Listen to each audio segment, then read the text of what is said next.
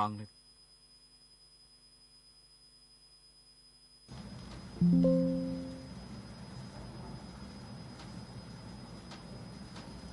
আসসালামু আলাইকুম। বাংলাদেশ বেতার খুলনা, খবর পড়ছি আব্দুস সবুর। খুলনা মহানগরীর প্রাণকেন্দ্র শিববাড়ি মোড়ে জিয়া হল কমপ্লেক্স নির্মাণের সম্ভাব্যতা যাচাইয়ের লক্ষ্যে খুলনা সিটি কর্পোরেশন ও খুলনা বিশ্ববিদ্যালয়ের আর্কিটেক্ট ডিসিপ্লিনের রিসার্চ অ্যান্ড ডিজাইন কনসালটেন্সি ইউনিটের মধ্যে গতকাল এক সমঝোতা স্মারক স্বাক্ষরিত হয়েছে। নগর ভবনের জিআইজেড মিলনায়তনে কেসিসির পক্ষে প্রধান প্রকৌশলী মশিউজ্জামান খান এবং খুলনা বিশ্ববিদ্যালয়ের পক্ষে আরডিসি ইউনিটের পরিচালক প্রফেসর ডক্টর শেখ সিরাজুল হাকিম এতে স্বাক্ষর করেন।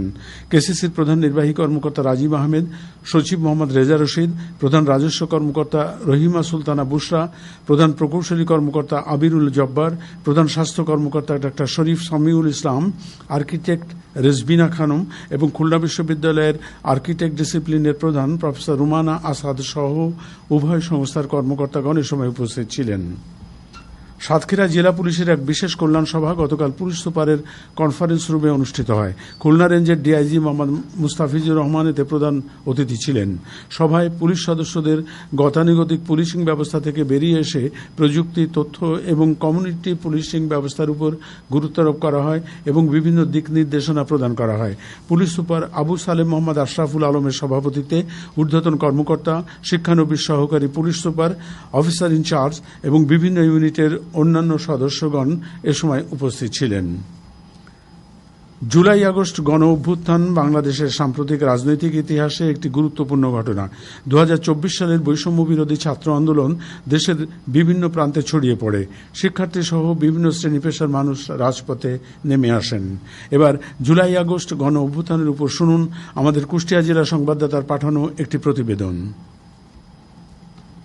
2024 সালের জুলাইয়ের বৈষম্য বিরোধী ছাত্র আন্দোলন দেশের বিভিন্ন প্রান্তের মতো কুষ্টিয়ায়ও ছড়িয়ে পড়ে। শিক্ষার্থীদের সাথে রাজপথে যোগ দেন বিভিন্ন শ্রেণী পেশার মানুষ। শহরের চৌড়হাস মোড়, সাদ্দাম বাজার মোড়, ঝাউতলার মোড়, মজমপুর গেট, থানার মোড়, 6 রাস্তার মোড় সহ বিভিন্ন এলাকায় প্রতিদিনই মিছিল, সমাবেশ ও অবস্থান কর্মসূচি চলতে থাকে। তৎকালীন সরকারের দমন নীতি যত কঠোর হয়েছে, আন্দোলন তত তীব্র হয়েছে। আইনশৃঙ্খলা বাহিনীর টিয়ার শেল, সাউন্ড গ্রেনেড উপেক্ষা করে রাজপথে থেকেছে আন্দোলনকারীরা। আইনশৃঙ্খলা বাহিনী ও সরকারি দলের নেতাকর্মীদের ধাওয়া ও আন্দোলনকারীদের পাল্টা ধাওয়ার ঘটনায় আহত অনেক জুলাই যোদ্ধা। জাতীয়তাবাদী ছাত্রদলের কুষ্টিয়া জেলা শাখার আহ্বায়ক ও সম্মুখ সারির জুলাই যোদ্ধা মোজাক্কির রহমান বলেন, জুলাই আগস্ট যে গণ অভ্যুত্থান, এই গণ অভ্যুত্থানে আমরা অংশগ্রহণ করেছিলাম বাংলাদেশকে ফ্যাসিবাদ মুক্ত করার জন্য, বাংলাদেশে গণতন্ত্র ফিরিয়ে আনার জন্য এবং বাংলাদেশের 18 কোটি মানুষের অধিকার প্রতিষ্ঠা করার জন্য। ছাত্রদেরকে যে নির্মমভাবে হত্যা করা হয়েছে, তো সেটার প্রতিবাদ স্বরূপই মূলত জুলাই আগস্ট গণ অভ্যুত্থান। আমরা বলতে চাই যে আমরা যে আন্দোলনটা করেছিলাম, যে উদ্দেশ্য নিয়ে বা আমাদের যে স্পিরিটটা ছিল, এটা যেন চলমান থাকে, এটা যেন বিলীন না হয়ে যায়। কারণ আমরা কোনো কিছু পাওয়ার আশায় বা কোনো কিছু পেতে হবে এই কারণে কিন্তু আন্দোলনে শরিক হই নাই। আমরা আন্দোলনে শরিক হয়েছি দেশের সাথে, জনগণের সাথে।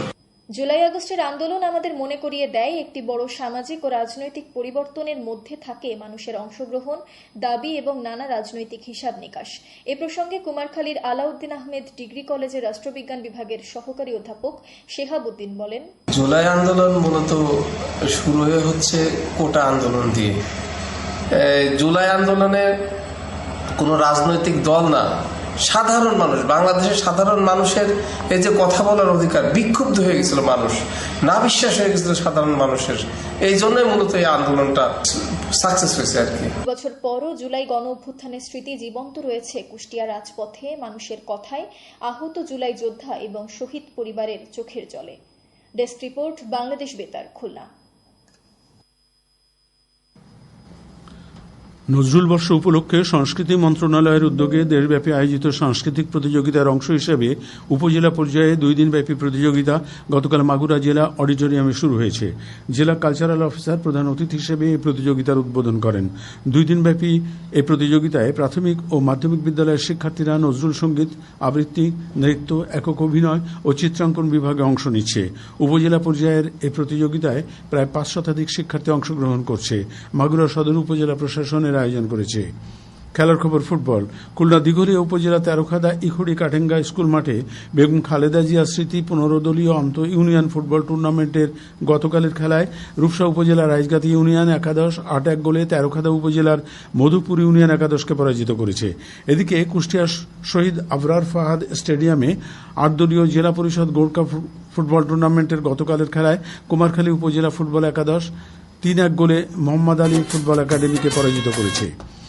ঢাকা আবহাওয়া অফিস জানিয়েছে, উত্তর পশ্চিম বঙ্গোপসাগর ও তৎসংলগ্ন পশ্চিমবঙ্গ উত্তর উড়িষ্যা উপকূলে অবস্থানরত গভীর নিম্নচাপটি পশ্চিম উত্তর পশ্চিম দিকে সরে গিয়ে বর্তমানে উত্তর পশ্চিম বঙ্গোপসাগর ও তৎসংলগ্ন পশ্চিমবঙ্গ উপকূলীয় এলাকায় অবস্থান করছে। এটি গতকাল রাত 9টায় চট্টগ্রাম সমুদ্রবন্দর থেকে 460 কিলোমিটার পশ্চিম দক্ষিণ পশ্চিমে, কক্সবাজার সমুদ্রবন্দর থেকে 475 কিলোমিটার পশ্চিমে, মংলা সমুদ্রবন্দর থেকে 230 কিলোমিটার পশ্চিম দক্ষিণ পশ্চিমে এবং পায়রা সমুদ্র বন্দর থেকে 290 কিলোমিটার পশ্চিম দক্ষিণ পশ্চিমে অবস্থান করছিল।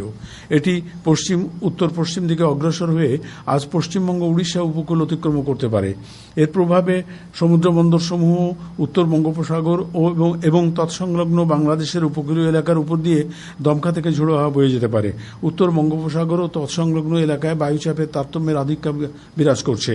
গভীর নিম্নচাপ কেন্দ্রের 48 কিলোমিটারের মধ্যে বাতাসের একটানা সর্বোচ্চ গতিবেগ ঘন্টায় 50 কিলোমিটার, যা দমকা অথবা ঝোড়ো হাওয়ার আকারে 60 কিলোমিটার পর্যন্ত বৃদ্ধি পাচ্ছে।